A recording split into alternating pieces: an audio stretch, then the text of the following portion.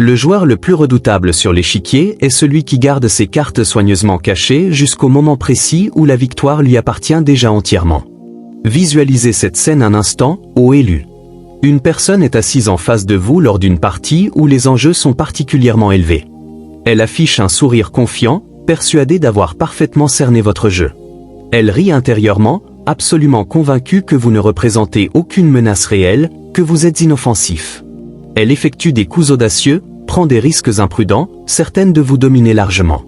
Mais ce qu'elle ignore totalement, c'est que vous avez scruté chaque détail avec attention, que vous avez déchiffré tous ces signaux subtils, que vous avez suivi ses schémas de comportement et que vous l'avez laissé marcher droit dans le piège qu'elle croyait tendre à vous. Puis vient un geste discret de votre part, un ajustement à peine perceptible. Et soudainement, la partie bascule irrévocablement. Échec et mat, elle n'a même pas vu arriver la défaite. Voici une réalité profonde, ô élu. Le silence et l'observation représentent deux des forces les plus sous-estimées dans tout l'univers. En psychologie, on qualifie cela de patience stratégique. Et il s'agit là d'une des méthodes les plus puissantes pour déjouer une personne qui vous sous-estime gravement. Ceux qui croient détenir le contrôle dévoilent souvent leur vulnérabilité sans même s'en apercevoir. Tout ce que vous aviez à faire consistait à observer avec attention, à mémoriser précisément et à attendre le moment opportun. Et merci, ô élu. N'oubliez pas de manifester votre soutien à ce message en cliquant simplement sur « J'aime » et en vous abonnant, afin de contribuer à sa diffusion auprès d'un plus grand nombre d'âmes, car il relève de notre responsabilité collective de propager la lumière. Et merci, ô élu, d'appartenir à cette mission. Vous faites partie intégrante d'une force puissante. Revenons maintenant à la réalité de ce qui se déroule véritablement ici. Cette personne pensait que vous n'étiez qu'une ombre discrète dans la pièce, quelqu'un qu'elle pouvait ignorer sans conséquence, rejeter ou sous-estimer impunément. Mais la vérité profonde est que vous n'avez jamais été relégué à l'arrière-plan. Vous vous positionniez stratégiquement. Vous n'aviez nul besoin de hausser la voix pour vous faire entendre. Vous n'aviez pas à annoncer chacun de vos mouvements.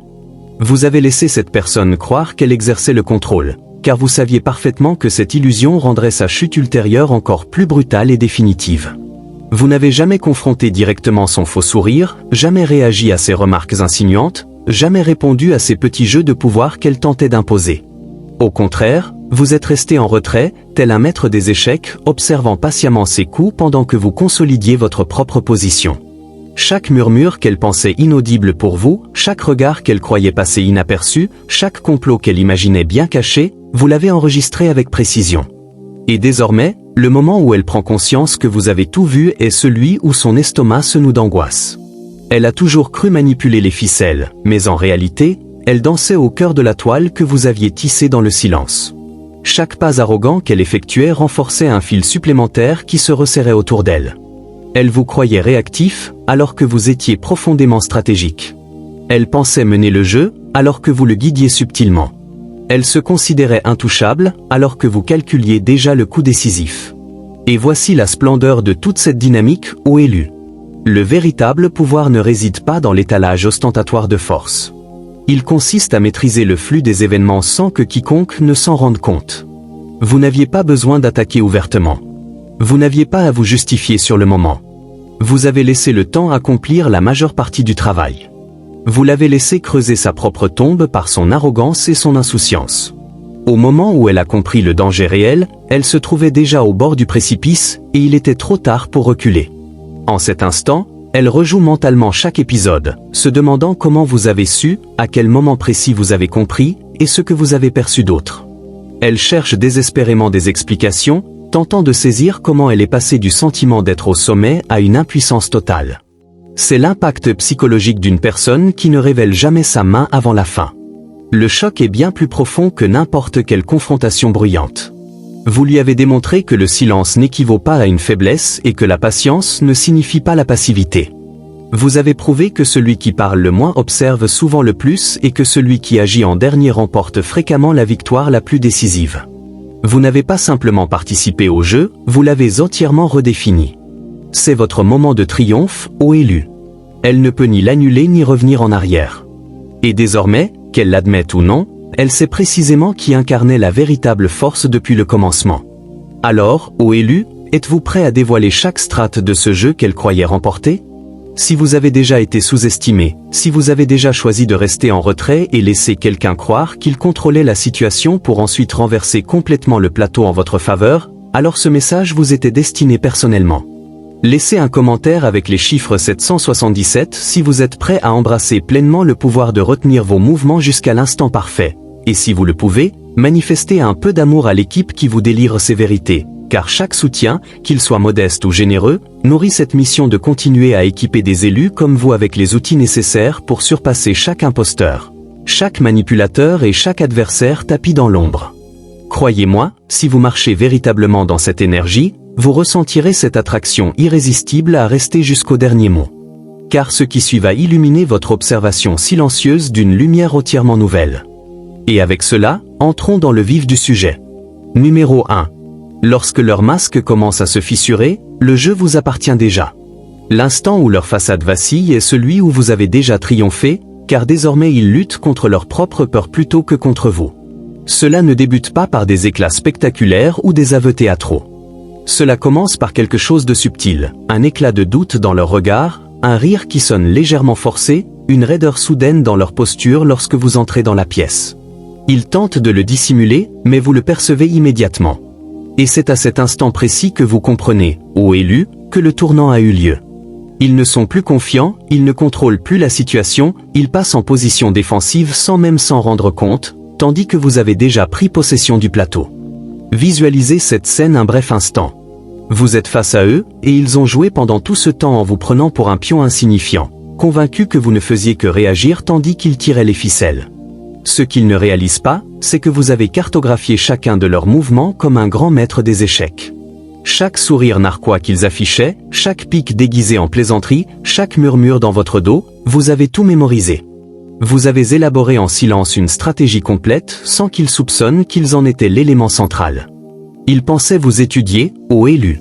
Mais la réalité est implacable, c'était eux qui étaient scrutés. Ils étaient le sujet de votre analyse, le personnage principal de votre récit, la pièce maîtresse de votre plan. Et maintenant, un seul faux pas de leur part, un seul, et vous voyez toute leur construction performative s'effondrer. Voici l'essentiel. Ils peuvent feindre la confiance, mais ils ne peuvent pas simuler l'instinct. L'instinct les trahit inévitablement. Cela transparaît dans la pause trop longue avant une réponse. Cela se manifeste dans le regard fuyant lorsqu'on leur parle directement. Cela apparaît dans la tension soudaine de leur voix, comme s'ils retenaient quelque chose.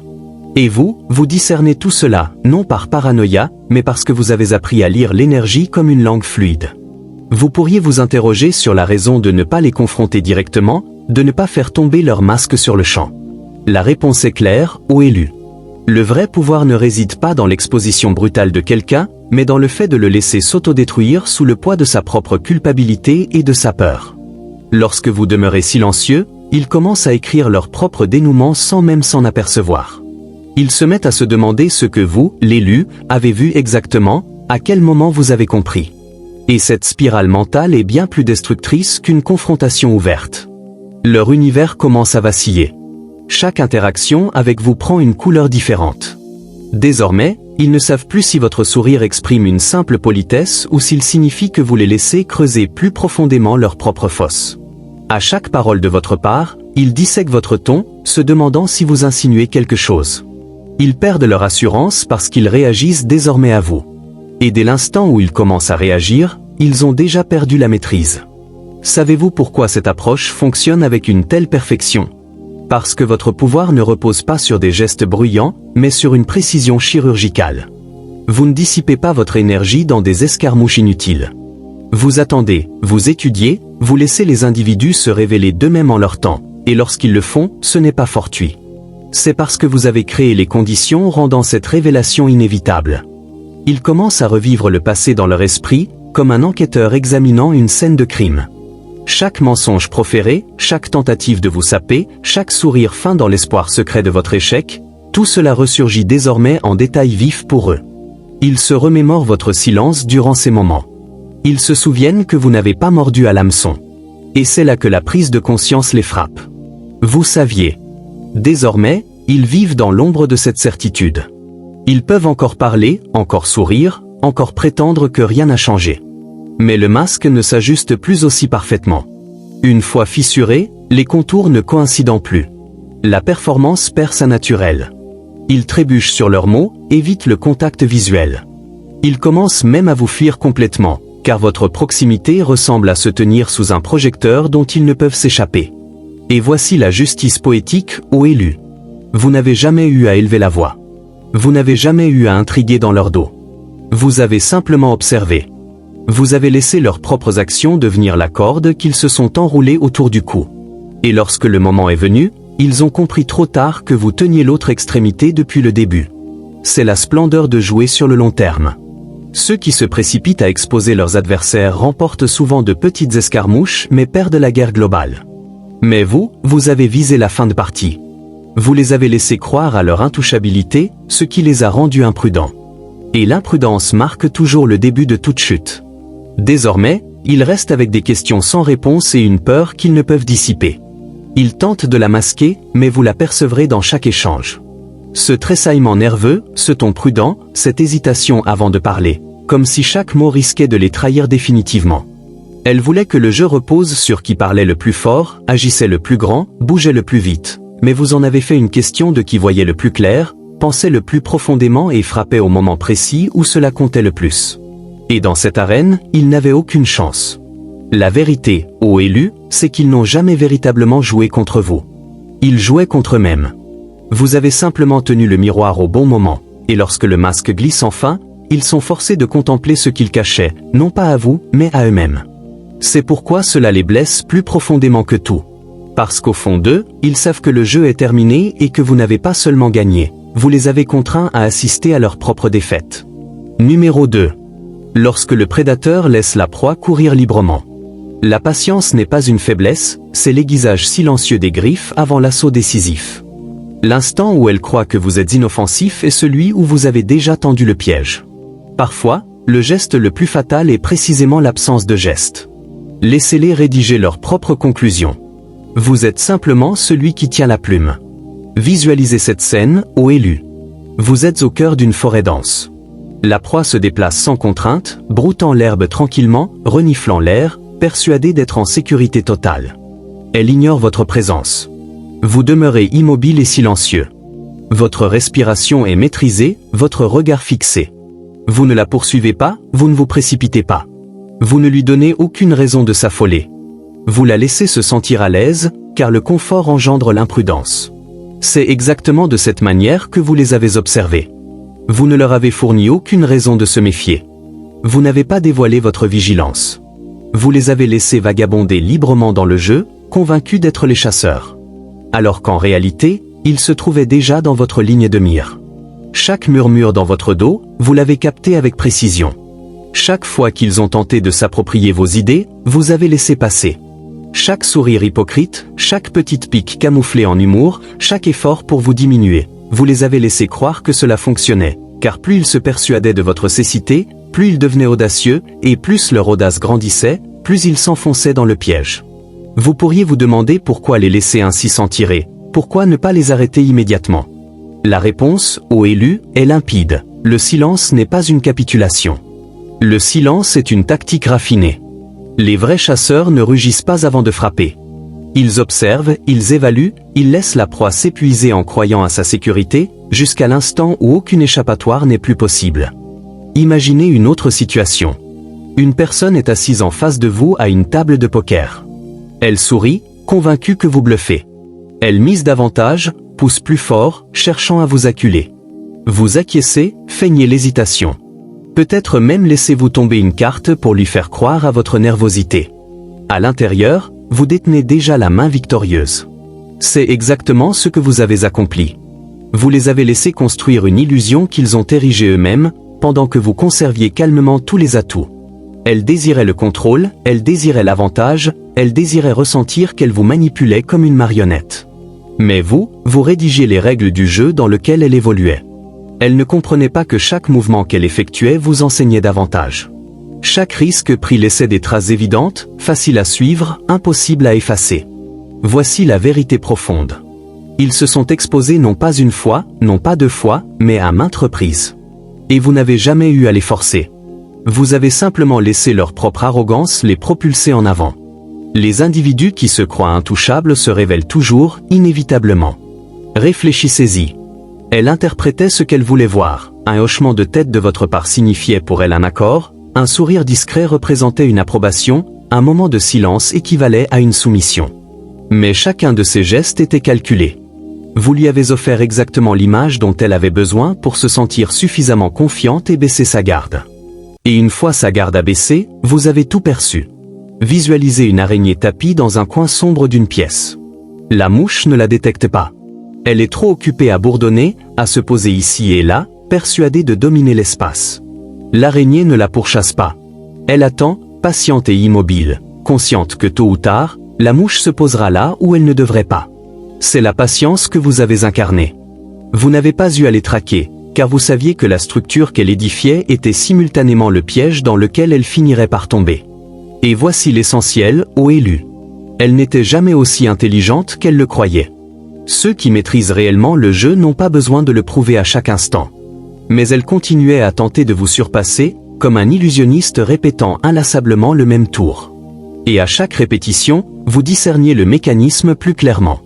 Ils ont oublié que le public change une fois qu'il a percé le secret. Vous étiez toujours plusieurs pas en avance, non par paranoïa, mais parce que vous compreniez les schémas humains.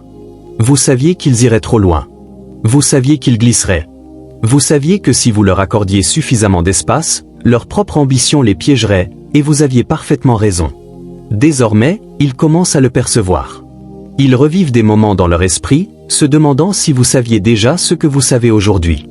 Ils remettent en question chaque échange, chaque plaisanterie, chaque sourire hypocrite. C'est le véritable échec et mat. Non pas l'instant où vous révélez la vérité, mais celui où elle comprend que vous la déteniez depuis le début. Vous auriez pu intervenir plus tôt, mais pourquoi ? Pourquoi remporter une simple bataille quand vous pouvez gagner la guerre entière ? En patientant, vous ne les avez pas seulement piégés. Vous les avez capturés avec des preuves qu'ils ont eux-mêmes forgées. Et c'est cela qui les détruit le plus profondément. Ils ne peuvent le nier, car vous n'avez pas tendu le piège, ils l'ont construit. Vous avez simplement attendu jusqu'à ce qu'ils ne puissent plus s'en extraire. Vous avez transformé leur propre comportement en témoignage irréfutable de leur nature. Et désormais, qu'ils l'admettent ou non, ils savent qu'ils n'ont jamais été le prédateur. Ils étaient la proie. Alors retenez ceci, ô élus. Le chasseur qui agit trop tôt perd la partie. Mais celui qui patiente, celui qui laisse la proie se déplacer librement, celui qui sait exactement quand frapper, c'est celui qui repart toujours avec la victoire. Et en cet instant, c'est vous, vous avez déjà triomphé. Ils n'ont simplement pas encore rattrapé cette réalité. Numéro 3. Le jeu qu'elle ne savait jamais qu'elle perdait. L'échec et mat le plus impitoyable est celui qu'on ne discerne pas avant que le roi ne soit déjà coincé sans issue. Vous ne les observiez pas seulement, ô élus, vous les cartographiez avec précision. Chaque regard, chaque phrase empruntée, chaque geste imité, vous l'avez archivé comme une preuve dans un coffre sécurisé. Elle croyait que l'imitation constituait un raccourci vers le pouvoir. Elle ne réalisait pas que ce qu'elle tentait de copier était quelque chose d'inaccessible pour elle. Car ce n'était pas du style superficiel, c'était de la substance profonde. Et la substance ne peut être volée. Visualisez-les suivre chacun de vos mouvements comme un coureur talonnant un autre, convaincu de vous rattraper. Mais vous n'étiez même pas dans la même course. Vous progressiez sur votre propre voie, à votre rythme unique, vers votre horizon personnel. Ils ne pouvaient vous dépasser car ils ne suivaient pas le même chemin. Vous étiez le chemin lui-même. Puis survint l'instant, le glissement de leur masque, cet éclat dans leur regard lorsqu'ils comprirent. Vous saviez, vous aviez su depuis toujours. Ce n'était pas une supposition vague, pas un simple soupçon. Vous étiez pleinement conscient, et vous les aviez laissés poursuivre leur jeu. C'est à cet instant que leur souffle s'est coupé net. C'est là que leur manière de s'adresser à vous a changé. Ce n'était plus de l'assurance, c'était de la prudence calculée. Désormais, les questions les rongent, étais-tu toujours aussi conscient ? Combien as-tu vu exactement ? Que vas-tu faire de cela ? Ils n'ont aucune réponse, et votre silence représente un fardeau qu'ils ne peuvent supporter. La vérité profonde, c'est que vous n'aviez même pas besoin de les pourchasser.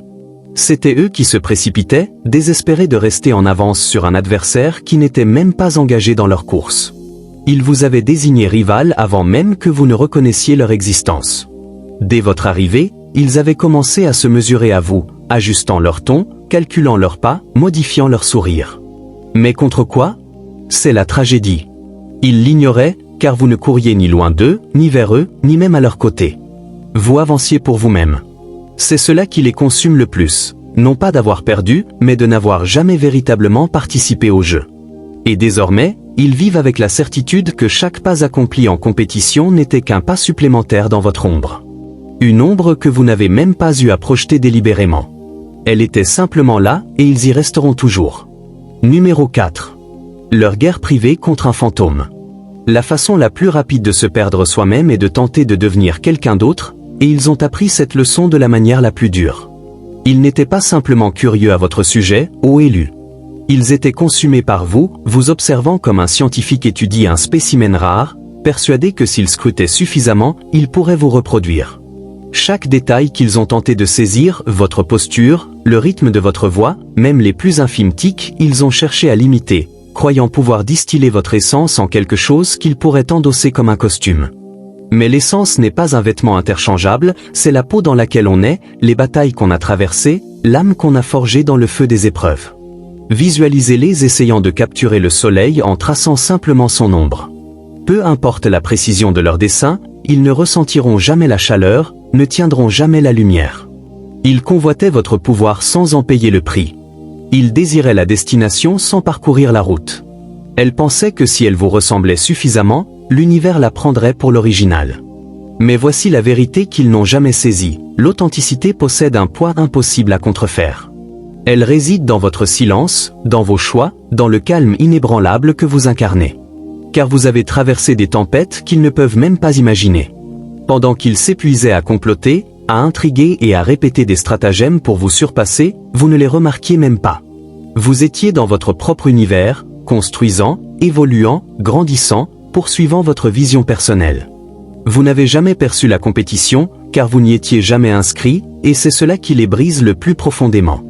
Elle menait une guerre invisible, frappant des ombres, convaincue d'être à un coup de la victoire. Mais comment triompher d'un adversaire qui n'est même pas sur le champ de bataille? Comment dépasser quelqu'un qui ne court absolument pas contre vous? La vérité, c'est qu'elle n'y parvenait pas, et désormais elle est épuisée, usée, tournant en rond. Car chaque plan, chaque stratégie, chaque parcelle d'énergie dépensée ne la faisait pas avancer. Cela l'enchaînait à vous. Elle croyait que l'objectif était de vous éclipser, mais le véritable but, celui qu'elle n'admettra jamais, était de devenir vous. Et cela n'a jamais été une possibilité que l'univers ait offerte. Numéro 5. Les yeux qu'ils n'ont jamais perçus. Le plus grand avantage consiste à les laisser croire qu'ils sont invisibles, car c'est précisément là qu'ils dévoilent tout. Elle pensait être l'observatrice, ô élue. Elle pensait détenir l'avantage, manipuler les fils, tendre des pièges dans l'ombre. Mais la réalité est que vous les observiez constamment. Chaque regard qu'ils volaient, vous l'avez capté. Chaque murmure qu'elle croyait protégé derrière des portes closes, vous l'avez ressenti dans l'atmosphère. Chaque geste calculé, vous l'avez anticipé avant même qu'il ne prenne forme dans leur esprit. Visualisez un prédateur tapi dans les hautes herbes, laissant sa proie vagabonder librement. La proie se croit invisible, intouchable, avançant sans prudence. Mais le prédateur voit absolument tout. Chaque frémissement, chaque pause, chaque pas qui la rapproche du danger. C'est exactement ainsi que vous les avez étudiés. Vous n'avez pas simplement remarqué, vous les avez analysés en profondeur. Vous avez détecté les fissures dans leur assurance, le léger tremblement dans leur voix lorsqu'ils tentaient de paraître confiants, le désespoir dissimulé derrière leur sourire forcé et répétitif. Vous avez entendu leurs récits de succès exagérés et reconnu leur nature, des victoires vides destinées à détourner l'attention de la vérité. Et voici la réalité implacable. Vous n'aviez pas besoin de les démasquer. Ils s'en sont chargés eux-mêmes. Parce que lorsqu'une personne croit que personne ne l'observe, elle devient négligente. Elle expose ses schémas. Elle révèle ses faiblesses. Elle ne peut s'empêcher d'être authentiquement elle-même. Ils ont murmuré votre nom comme un sortilège secret, espérant que vous ne l'entendriez jamais. Ils ont conçu des pièges pour vous, certains que vous y tomberiez. Ils ont déformé des récits, persuadés que cela vous garderait dans l'ignorance. Mais pendant qu'ils s'acharnaient à contrôler votre perception, ils laissaient une traînée de preuves que vous avez recueillies calmement, pièce par pièce. L'ironie réside dans le fait qu'ils étaient si absorbés à vous surveiller qu'ils n'ont jamais réalisé combien cela les exposait. Elle pensait rédiger votre chute, mais en vérité elle documentait la sienne, et vous étiez toujours plusieurs pas en avance, car le jeu qu'elle croyait diriger était celui que vous aviez maîtrisé bien avant son entrée en scène. Numéro 6. Lorsque leur fantasme rencontre votre réalité. La manière la plus efficace de détruire une illusion est de la laisser grandir jusqu'à ce qu'elle s'effondre sous son propre poids. Vous n'aviez pas besoin de démanteler leur univers, ô élus. Vous les avez laissés l'accomplir pour vous. Vous leur avez accordé l'espace nécessaire pour tisser leur récit, pour filer leur toile, pour empiler leur fragile château de cartes assez haut pour que tous les voient. Vous avez acquiescé lorsqu'elle se vantait. Vous êtes resté silencieux lorsqu'elle insinuait des victoires qu'elle n'avait jamais remportées, et vous avez feint de ne pas remarquer lorsqu'elle tentait de se placer au-dessus de vous. Puis, sans violence ni avertissement, vous avez simplement déplacé la lumière. Soudain, chaque ombre où elle se terrait a disparu, et elle s'est retrouvée exposée. Les chasseurs sont devenus les chassés, les observateurs sont devenus les observés, et pour la première fois, elle a ressenti le poids écrasant d'être véritablement vue, non pour l'image qu'elle projetait, mais pour ce qu'elle était réellement. Désormais, la paranoïa la ronge.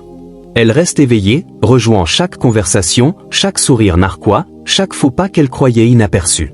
Les questions la hantent. Que as-tu vu exactement? Combien sais-tu? Que vas-tu faire de cela? Cette incertitude est un poison lent qui la dévore, car au fond d'elle, elle connaît la réponse. Vous avez tout vu. Tout a commencé pour vous comme un murmure subtil, une connaissance instinctive que vous étiez différent. Vous avez traversé l'existence en percevant des shifts d'énergie que les autres ignoraient. Vous avez capté des micro-expressions, des variations de ton, la façon dont les yeux de quelqu'un fuyaient avant même qu'il ne parle. Les gens étaient attirés par vous, intimidés par vous, intrigués par vous, mais ils ne parvenaient jamais à identifier la raison précise. Au début, vous en doutiez, vous convainquant que vous suranalysiez. Vous avez tenté de vous fondre dans la masse, de vous rapetisser, d'ignorer cette attraction, mais les signes persistaient à vous suivre. Les schémas étaient trop évidents pour être niés. La vérité était trop pesante pour être rejetée. Et finalement, vous avez cessé de la fuir. C'est à cet instant que votre conscience silencieuse est devenue leur perte. Parce que lorsque vous avez arrêté de douter de vous-même, vous avez cessé de leur accorder le bénéfice du doute. Vous avez commencé à les laisser édifier leurs illusions à la vue de tous, sachant que plus elles s'élevaient haut, plus leur effondrement serait spectaculaire. Et désormais, ils vivent parmi les ruines pendant que vous demeurez intact, observant la poussière se déposer. Numéro 7. Lorsque l'invisible commence à parler haut et fort. Certaines choses ne sont pas de simples coïncidences, ce sont des coordonnées précises. Vous avez commencé à discerner les fils avant tout le monde, ô élus. De petits schémas qui se répétaient avec une perfection trop grande pour être aléatoires.